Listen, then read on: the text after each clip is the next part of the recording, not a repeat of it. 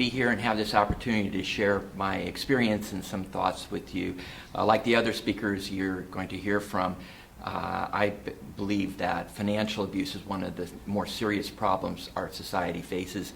And according to a July 2015 Department of Justice study, it is the most prevalent form of elder abuse occurring, and it is increasing in frequency and severity. I got into this area in 2006. I had spent my earlier years of practice representing large corporations, but a case of financial abuse walked in the door, and I took it, and I've never looked back. It has been an extremely rewarding area to practice in because you have the opportunity to help people restore their sense of financial security and recover for them what they've lost, and also have a chance to change the marketplace in which we all do business. So I feel very privileged to be doing what I'm doing.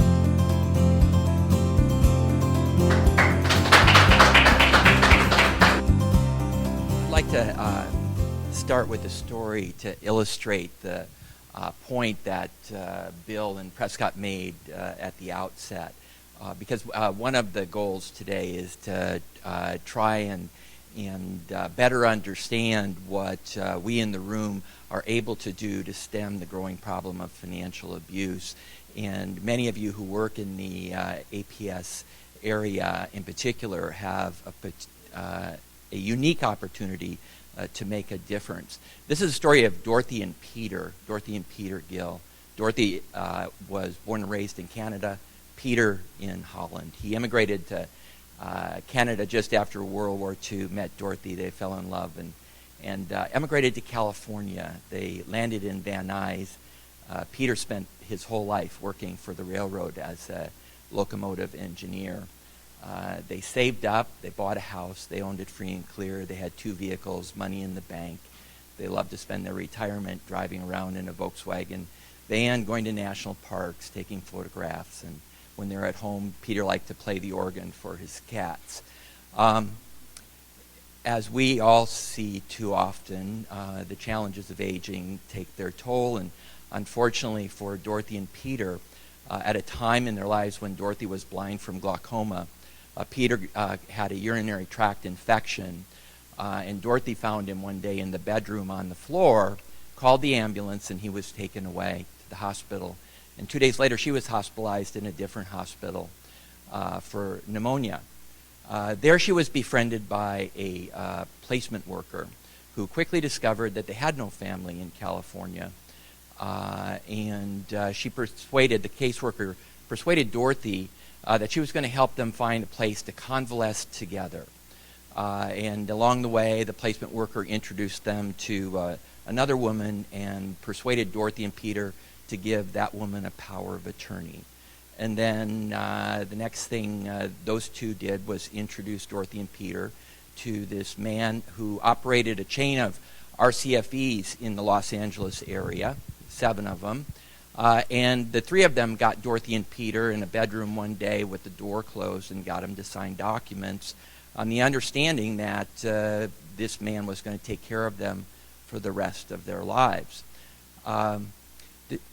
Dorothy had a brother in Canada who a couple times a year would try and reach her. And about the time that Dorothy and Peter were convalescing in a boarding house and all this was going on, the brother was trying to reach him and couldn't reach him, and finally called the Los Angeles Police Department and asked for a welfare check. LAPD drove by and called back the same day saying, there's a dumpster in the driveway, a for sale sign in the yard, and the neighbors say that Dorothy and Peter are in a board and care nearby. APS was contacted. They investigated, identified the wrongdoing. They reported it to the LAPD Elder Abuse Division. LAPD had a wonderful detective, and she was like a dog with a bone. She investigated this thing backwards and forward, found out all kinds of improprieties along the way, recommended prosecution, but for whatever reason, there was no case ever filed. Meanwhile, the brother and sister working with Dorothy and Peter set out to try and find a way to get the home back. The home was gone, the money was gone, the 2 cars were gone, and all of the clothes and possessions that had been in the house were gone. All Dorothy and Peter had in this RCF where they were living was the clothes on their back. They found one lawyer who was interested in the case, and he took their $2,500 retainer, and after 18 months he told them, I don't think I can handle this case. So they looked and looked and looked, and they found somebody else that was willing to take a look at it. They turned over all the information, and that lawyer eventually told them, I can't take this case. And that happened at least 1 or 2 more times before finally, after 3.5 years, they found their way to Cantor and Cantor's lawyer referral service. And Cantor referred the case out to a lawyer that was willing to take it on a contingency fee basis. And through the investigation, discovered that the RCFE operator had quite a bit of money that he had hidden away. And to make a long story short, within a relatively, I think it took them about 6 to 8 months, they were able to get $1 million plus recovery. Now, the moral of the story is if the APS worker who had worked on that case had been aware of the lawyer referral service, in particular Cantor, Dorothy and Peter wouldn't have spent 3.5 years in an RCFE basically broke. And they also would have had a much quicker opportunity to try and stop this kind of conduct. There's two advantages to what you all are able to do.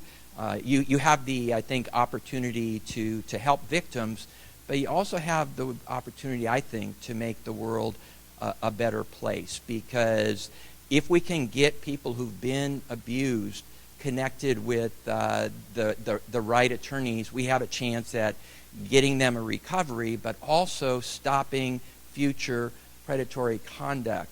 The Department of Justice released a study last July which said that financial exploitation appears to be the most prevalent form of elder mistreatment, and it's increasing in frequency and severity. 2 months later, Consumer Report did a feature article on financial abuse, and they estimated the problem at between $3 billion and $30 billion. I found that those numbers shocking for 2 reasons, not just because of their magnitude, but because of the $27 billion gap in the estimate. And why is that? I think we've already heard it a couple times today, because nobody really knows how big this problem is. And why is it that we don't know? Because so much of this flies under the radar. So much of it goes undetected. There are, in the area where I work, commercial financial abuse, I am absolutely convinced there are tens of thousands, if not hundreds of thousands, of financial abuse victims who don't really know that they're victims. Now, how can that be? Well, we heard the word trust and the role that trust plays. And, there are a lot of people who turn to experts in one capacity or another, financial consultant, financial advisor, some kind of other expert, to guide them in the decisions that they make. In California, as Kelly pointed out and Bill pointed out, we have some of the best laws in the country that give victims of financial abuse the ability to seek recoveries that aren't really available in other states. So, for example, when these elders who don't know that they're victims consult with a financial advisor, in California, that financial advisor owes them a fiduciary duty. What does that mean? It means that the financial advisor owes the duty to put the client's interest, the elder's interest, ahead of their own. Why is that significant? Because if you're a financial advisor and a couple of elderly people come into your office, and you're thinking about selling them or recommending that they buy an annuity, well, a couple things. One, you can't even recommend an annuity in California unless that annuity, this has been the law since January of 2012, You cannot recommend the sale of an annuity in California unless that annuity is going to provide the elder a tangible net benefit. Means they have to be better off after they purchase it than they were before. If you're going to recommend somebody buy an insurance policy, again, the policy has to be appropriate and necessary. If you're an insurance agent pretending to be a financial advisor making these kind of recommendations, you cannot lawfully do that to an elder unless you meet those legal standards. What recourse does the elder have when they are subjected to that kind of conduct? Well, one of the other areas in which California law is unique is that it has a Welfare and Institution Code provision that defines financial abuse, and it defines it in a really powerful way.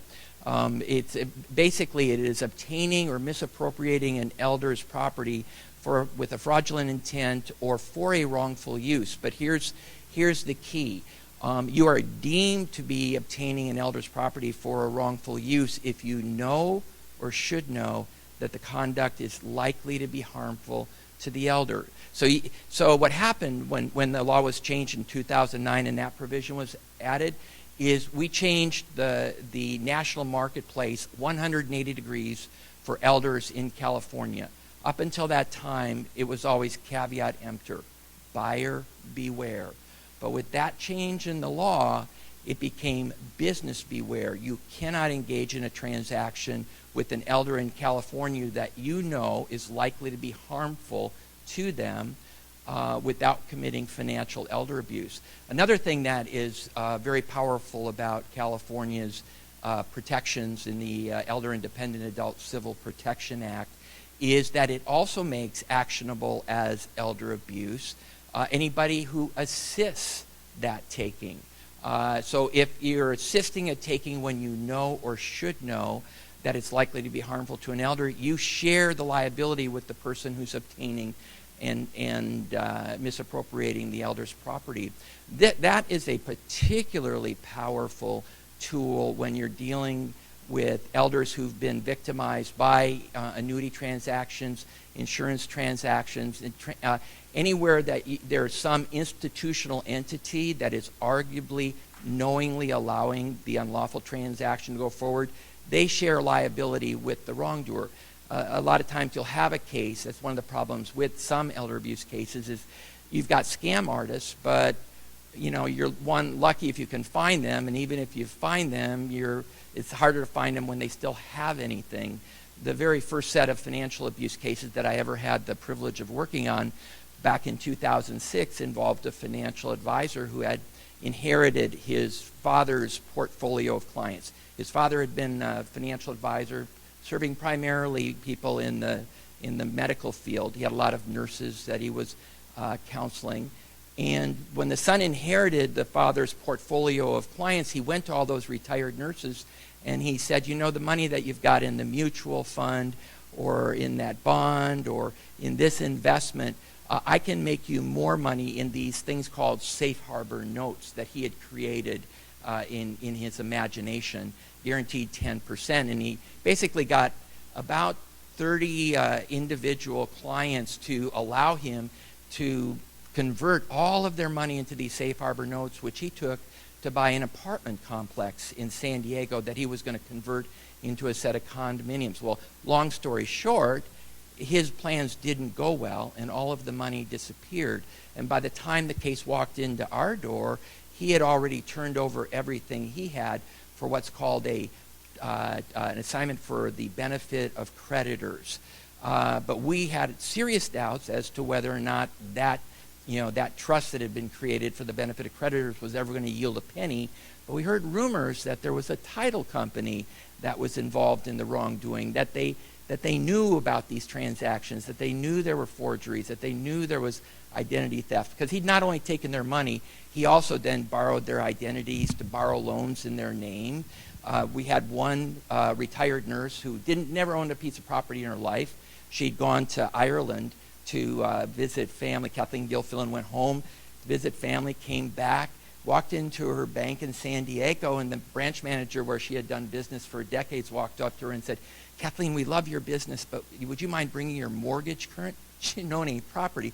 He had borrowed $300,000 in her name. Well, when we discovered that there was this kind of institutional involvement, we pursued them under the assisting theory. And that is, one thing about financial elder abuse cases is, I think it's safe to say that the only thing more important to an elder than their health is their sense of financial security. So you cannot destroy an elder's sense of financial security without taking a toll on their sense of well-being and without causing emotional distress. So in each of those cases that we took and went after the institution where they were assisted, we were able to recover more than the elder lost for that elder. That emotional distress claim under California's powerful Elder Independent Civil Adult Protection Act gave those people the opportunity to recover actually more than they lost. I think we do have the best laws in the country in that regard, and that assisting component sometimes gives you a chance to get the elder a recovery even when the wrongdoer is absconded, can't be found, or doesn't have any assets to go after. One of the things that I'd like to talk about a little bit about today is another area in which I think you have a unique opportunity as working in the field. You have two things that you can do as APS workers. You can, when you discover a problem that needs to be reported, you can report it to law enforcement, but you can also, as has been advocated and as we're discussing today, you can refer the individual to a lawyer referral service. A lawyer referral service in California, they're all regulated by the California State Bar, and they are required to pre-screen their lawyers, and they are required to have those lawyers demonstrate competence in the areas in which they work. So the advantage of going to a lawyer referral service that has a panel of people who work in financial elder abuse in that area is it gives you immediate access to the kind of lawyers who work in that area. So Canner is a good example of that. Canner, I think, is one of the best in the state in terms of maintaining a qualified panel of lawyers who work in these areas. So the other corollary to that, or other advantage to that, is it spares your client the time and difficulty of trying to find the right lawyer. There are 184,000 lawyers in California.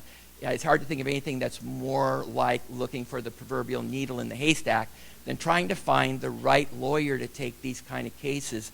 That's why I believe having a lawyer referral service like Canner is one of the best tools in your toolbox. The other thing that you have the opportunity to do is spot financial abuse that's flying under the radar. Why was that gap between 3 and 30 billion so big? Because too much of the financial abuse, goes undetected. Too much of it goes unreported. Too much of it goes unaddressed. Part of the reason it goes undetected is because elders, even after they acknowledge that they've been taken advantage of, have a hard time reporting it for a variety of reasons. They're humiliated, embarrassed, and shamed, or they're worried that if their family finds out, that they may, lose control over their lives, their finances. Sometimes if they just don't want to get involved in the process, and sometimes it's because they misunderstand what the process would actually involve, and that's one of the advantages that you have in being able to interact with them, is you can help them understand what the process does or does not involve. In the civil litigation process, it involves the filing of a complaint after an adequate investigation. We oftentimes try to negotiate a settlement before we actually file the complaint. We also make it our practice to try and resolve the case early. to get the elder an earlier recovery so that they don't have to go through the whole process. They don't have to submit to a deposition. That doesn't always work, but I think it's helpful to connect the elder or the client with somebody who is experienced in this area and can explain to them what the process does and does not involve. There are lawyers out there who will take these matters on contingency fee, which means that the elder doesn't have to pay the lawyer to pursue a recovery. There are other ways of trying to expedite or resolve the case earlier. The other power that you have as caseworkers for APS is the ability to spot problems that are flying under the radar because the elder hasn't reported it, or because the elder's not even thinking of it as a problem. Kelly had the wonderful example where the client came in and he was upset with the state because they weren't sending him his tax bills anymore. And that was his idea of the problem that he wanted fixed. He didn't really understand what the rest of the reality was. You, I believe, have the opportunity when you go in and you see examples or indications of situations where there's financial distress going on. And in the hypothetical, they give you, some hints about that, where the house is in a really nice neighborhood, but it's run down. It suggests that the family was in better financial condition at one point in time. Broadening your scope of inquiries when you sit down with an elder to try and understand their whole financial picture, if money is in any sense the problem, will help you have a chance of identifying where people may have taken advantage of them. One of the things you would look for is, have there been recent purchases of annuities or life insurance policies like you saw referenced in the hypothetical? I confess, I'm probably a little bit biased, but I believe selling an elder a life insurance policy when they're in their 70s or 80s is inherently suspect. Selling them an annuity is inherently suspect. There may be certain situations where it's appropriate, but it ought to be viewed at the very least as a red flag from the very beginning, and trying to understand, well, why do you have that? And in the hypothetical, it's because the financial advisor recommended it. You might want to ask, where did the money come from? The hypothetical talks about, well, the annuity was necessary because otherwise, if you went into nursing home, you were going to have to, the government was going to take all your money, and somehow, purchasing this annuity was going to serve to qualify them for Medi-Cal. But it said that the money was in their life savings. Well, if any of their life savings was in an IRA, IRAs are exempt. They're non-countable assets for Medi-Cal purposes. So taking the time to just, broaden your scope of inquiry, when there's ever any kind of indication of a financial problem, and digging in to try and understand how, what were things like, and what's your current disposable income, and how has it changed, and have there been recent purchases? Have you been charged money, for assistance with veterans aid and attendance, which is a really large popular scam these days. It's used. People all over the state are getting invitations to the proverbial free lunch. Come in, get a free lunch, and we'll help you figure out how to get free money. And it's all, and I would say 99% of it, is a ruse designed to get access to the elder's financial information with the underlying objective of selling that elder an annuity. We have such a case right now in San Diego where a woman was interested in getting aid and attendance benefits. She got a flyer in the mail. She called the number on the flyer, and they said, come on in. And she went in, and after about 3 sessions, they talked her into buying an annuity. The only reason she went in is she wanted to find out, she was the spouse of a veteran. She wanted to find out if she could qualify for aid and attendance benefits. But after the 3rd meeting, she walked out with an annuity and no aid and attendance benefits. And this is happening all over the place. Another thing to look at is whether they've been signed up for some kind of Medi-Cal assistance program. And what I mean by that is there are companies or individuals around the state that charge a small fortune to help people pre-qualify for Medi-Cal. And we had a case up in Sacramento where a man who's very popular up there, he's on the radio, he's an expert, and our client who was struggling with a husband who's had rapidly progressing Alzheimer's, and he had handled all their financial affairs before. She's working and she's panicked, and she gets referred to this financial advisor, and he tells her, bring in all your financial records, and because she's worried about, she doesn't understand Medi-Cal, she's just worried that if he goes into a nursing home, Medi-Cal can take my house, Medi-Cal can take this. She doesn't understand it. He goes in, she goes in to meet him. He spends about 15 minutes looking at the financial information and then tells her, I know exactly what you have to do. You go to Fidelity, where your husband has his 2 IRAs, and you have them liquidate those IRAs, and you bring those checks to me, and we're going to put you in a single premium immediate annuity, and that's going to take care of all your Medi-Cal concerns. None of it was true, but he made $12,000 that day. $12,000 that day. He sold her the worst annuity on the market. At least that's my opinion. The absolute worst annuity on the market. And this is an instance, this is also an example of where somebody who saw something said something, because she is was the proverbial victim who didn't know she was a victim. She went in, she heard his advice, she followed his advice, she did what he said, and then about 6 months later she met with an estate planning lawyer who happened to be looking at some of this stuff and goes, oh my God, tell me he didn't sell you an annuity. And of course he had. So, he said, you must do something about this, and thank God she did. Because not only did she get a recovery, but that insurance company no longer does business in this state because of him and because of her. So, and you have that power where you are. It may not be obvious to you, but you have your finger on the first domino on the line. You can push that domino and start a process that makes the world a better place.